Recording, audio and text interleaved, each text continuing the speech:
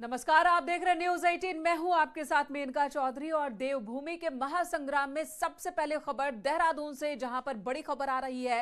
हरक सिंह रावत और हरीश रावत के बीच मुलाकात हुई है।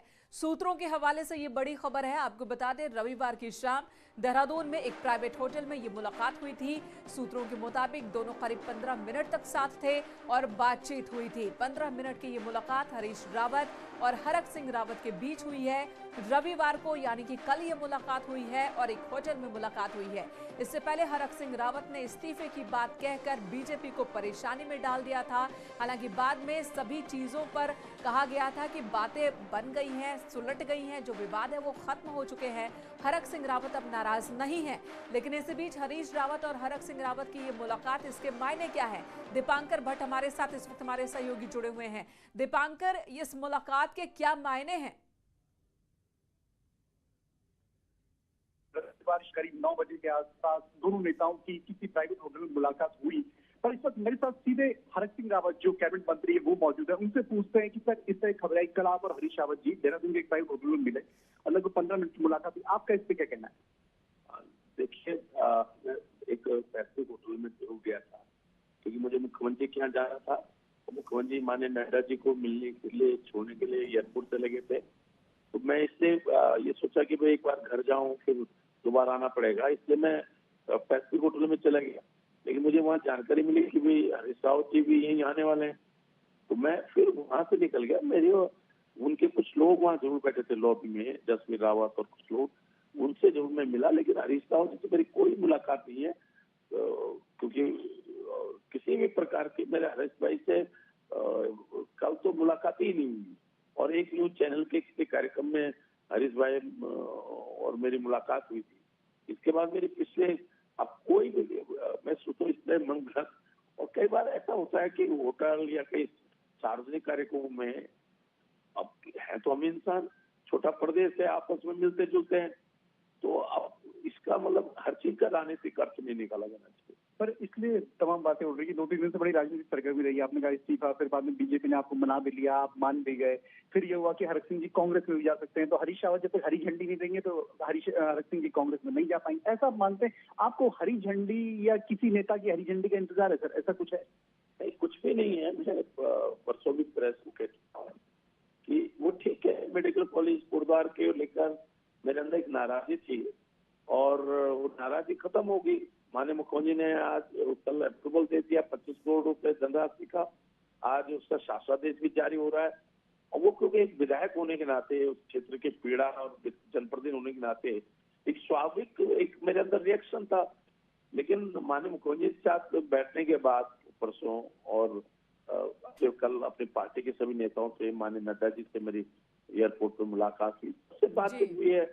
तो मैं सोचता हूँ कि ये बिल्कुल मुझे ऐसा लग रहा है कि कुछ लोग जानबूझकर इस तरह का माहौल बना रहे हैं और इससे कोई जी बात नहीं। दीपांकर, पूछे जरा, कौन ऐसा माहौल बना रहा है और क्यों बना रहा है? जब मुलाकात हुई नहीं तो मुलाकात की खबरें बाहर क्यों आ गई? सर, ये माहौल बनाने की कोशिश कौन कर सकता है? आपको क्यों लगता है कि आपको इतना, बीजेपी से भी आप सुर्खियों में रहते हैं, कांग्रेस को लेकर भी आप सुर्खियों में रहते हैं, हर चीज सुर्खियों में रहने के माहौल कौन बना रहा है?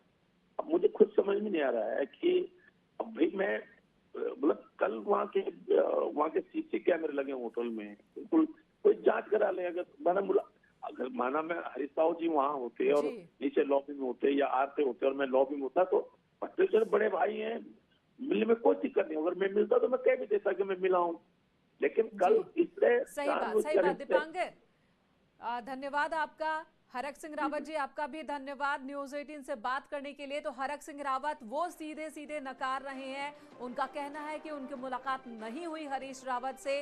वो वहां पर सीएम पुष्कर सिंह धामी से मिलने के लिए गए थे, लेकिन पुष्कर सिंह धामी बीजेपी के राष्ट्रीय अध्यक्ष जेपी नड्डा को ड्रॉप करने गए थे, लिहाजा वो थोड़ी देर वहीं पर रुके थे। और जैसे उन्हें इस बात की जानकारी लगी कि हरीश रावत वहां पर आने वाले हैं, होटल में आने वाले हैं, तो हरक सिंह रावत वहां से निकल गए। वहां पर कांग्रेस के कुछ कार्यकर्ता, हरीश रावत के कुछ सहयोगी जरूर थे, लेकिन हरीश रावत से उनकी मुलाकात नहीं हुई है, यह कहना है हरक सिंह रावत का। इधर कोटद्वार मेडिकल कॉलेज पर हरक सिंह रावत ने कहा कि उनकी नाराजगी के बाद सीएम से 2 दिन पहले उनकी मुलाकात हुई थी, जिसमें 2 मामलों पर सहमति बनी। हरक ने कहा कि कोटद्वार मेडिकल कॉलेज के लिए 25 करोड़ रुपए जारी होने की बात हुई थी, वो जारी होगी। और वहीं कोटद्वार मेडिकल कॉलेज के लिए जो शासनादेश है वो भी आज जारी हो रहा है, जैसा कि अभी फोनों पर भी उन्होंने बताया। और कोटद्वार मेडिकल कॉलेज के लिए प्राचार्य की नियुक्ति भी होगी, जिसके आदेश इसी हफ्ते आ जाएंगे। आपको बता दें 2 दिन पहले हरक सिंह रावत इसी बात को लेकर नाराज हो गए थे। बीच कैबिनेट मीटिंग में वो इस्तीफे की बात कहकर बाहर निकल गए थे, जिसके बाद सीएम से उनकी मुलाकात हुई थी। आज माननीय मुख्यमंत्री का अप्रूवल मिल गया। आज उम्मीद है कि 25 करोड़ धनराशि की स्वीकृति आज वो वित्त में इस समय पत्रावली गई हुई है। कल माननीय मुख्यमंत्री ने अप्रूवल कर ली थी और अभी पत्रावली वित्त में नंबर पढ़ने के लिए गया है और मुझे लगता है कि आज उसका शासनादेश जारी हो जाएगा। और हम सहमति ये भी बनी है कि प्राचार्य की भी नियुक्ति तैनात कर दिया जाएगा। करीब 27 घंटे के ड्रामे के बाद बीजेपी और मंत्री Harak Singh Rawat all is well कहकर सब ठीक होने की बात कह रहे हैं, लेकिन कांग्रेस इसे तूफान से पहले की शांति बता रही है। हरक सिंह कुछ भी नहीं कहना चाहते।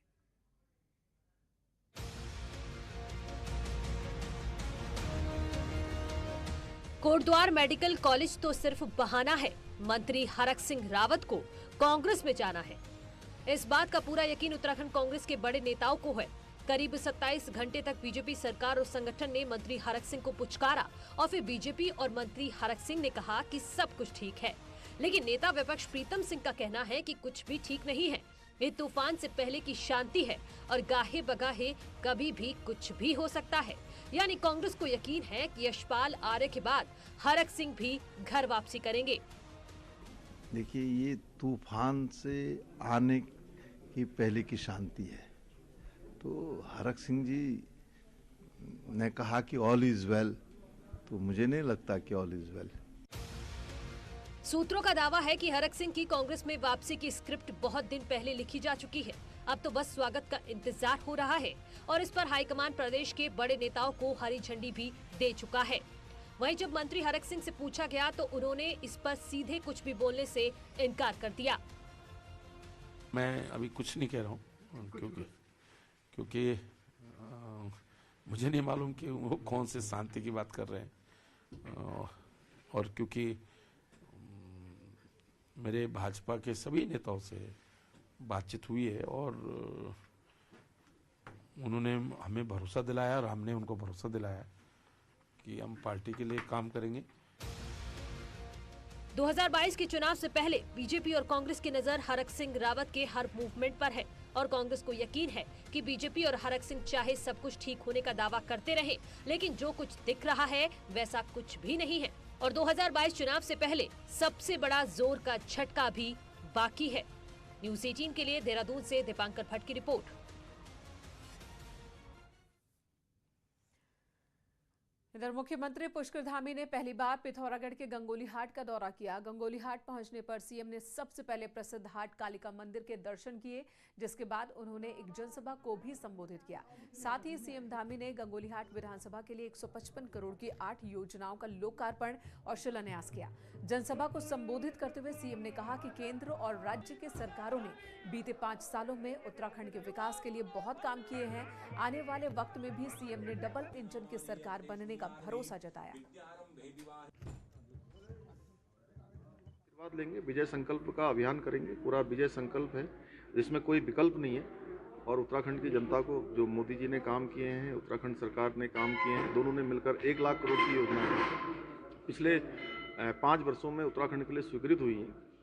तो हमारी जो सरकार उत्तराखंड की जो उसकी ज़रूरत है, केंद्र की सरकार उसको अपनी प्राथमिकता में लेती है। दोनों सरकारें मिलकर डबल इंजन तेजी से आगे बढ़ेगा। इधर बीजेपी को उधम सिंह नगर में बड़ा झटका लगा है। उधम सिंह नगर की जिला पंचायत अध्यक्ष रेणु गंगवार कांग्रेस में शामिल हो गई और उनके साथ सुरेश गंगवार भी कांग्रेस में शामिल हुए। प्रदेश अध्यक्ष गणेश गोदयाल, हरीश रावत और यशपाल आर्य की मौजूदगी में ये ज्वाइनिंग हुई है। आपको बता दें, सुरेश गंगवार सितारगंज सीट से दावेदारी कर रहे हैं। रेणु और सुरेश के साथ ही 24 जिला पंचायत सदस्यों ने भी कांग्रेस का दामन थामा है।